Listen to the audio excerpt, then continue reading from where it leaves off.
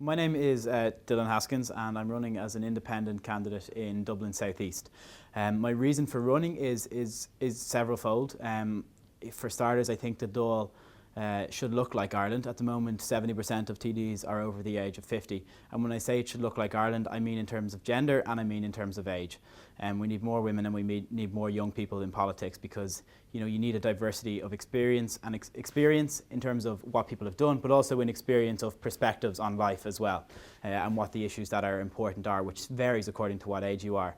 I also think that I've got my background is in doing stuff and solving problem solving, and a lot of that has naturally been in the creative sector because that's one of the biggest problem solving areas.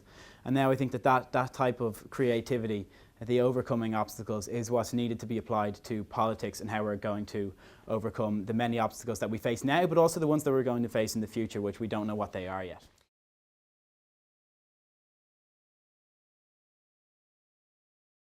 One of my policies is to start a creative investment fund. And how this would work is, well, I'll start it off by donating a quarter of my annual TD salary to start it off.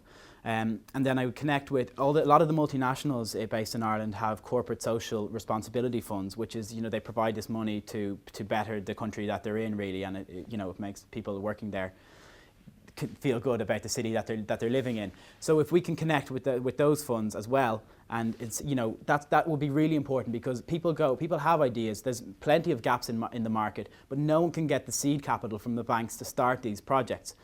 So if you provide that capital for people, some of those projects won't work, but some of them will, and they will go on to grow and they will create more jobs because this is about long-term viewing. How is this going to work out in the long term? It's not about short-sightedness. And anyone that promises that they're going to get elected and create 100,000 jobs, it's not true. You're being fooled. But I'm saying that we need to lay the right foundations and create the right conditions for jobs to happen and provide investment where investment's needed. And also, we mightn't have a lot of money, but we do have a lot of resources. So it's how can we use these resources better? There's so many empty spaces. We're in a just recently vacated empty office space right now. All across the city, there's these empty spaces, and there's people with ideas.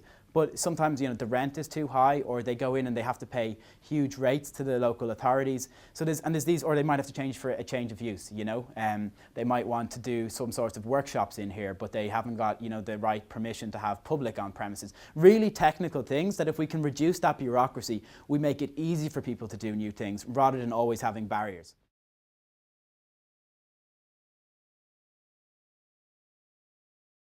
Well, I think there's a huge mandate. There's a huge public mandate to renegotiate the terms of the deal, and to look at it in a realistic perspective. If anyone goes bankrupt, you put your debts on the table and you say, this is how much I have. This is what I can afford.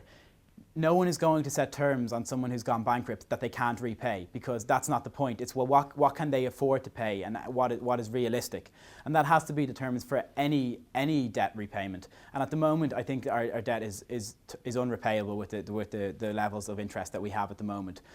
So I think there's definitely a mandate, and there's definitely common sense reason to be renegotiating the terms of that deal. And also I think we're with that public mandate, we're in a much stronger position to renegotiate that, and I don't think the previous government had the confidence to do that.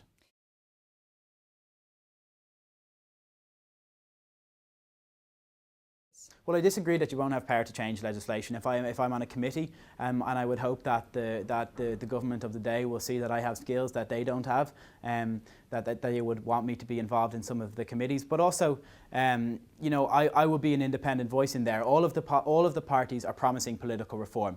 I will be an independent voice in there, holding them to account on that and saying, this is what you all promised in the election. Why aren't there any actions happening on this? And we need that. We need those independent voices to hold them to account, because think of what the opposition is going to be like. Say we have a Labour Fine Gael, overall majority in government. It's going to be a decimated Fianna Fáil who are trying to regroup, and Sinn Féin are the opposition. So I think we need a more diverse range of voices in the opposition. And also, who knows what's going to happen really, because Ireland you know, I said this in my video, but Ireland has changed, and we need to accept that. And just because things haven't happened in the past, you know, we need to bring back debate into Irish parliamentary life. There's no point in just, you know, in voting for something because the whip tells you, or opposing something because you're in the opposition. That doesn't contribute to anything. You know, it's about finding consensus and saying what is the best way forward for Ireland, not for Fianna Fáil, not for Fine Gael, not for Labour, but for the country. And that means finding common ground. And when I'm in there, I will vote with what is a good policy. It doesn't matter whether it's the government, and I will vote against it. You know, I'm not going to vote against something just because I'm in the opposition.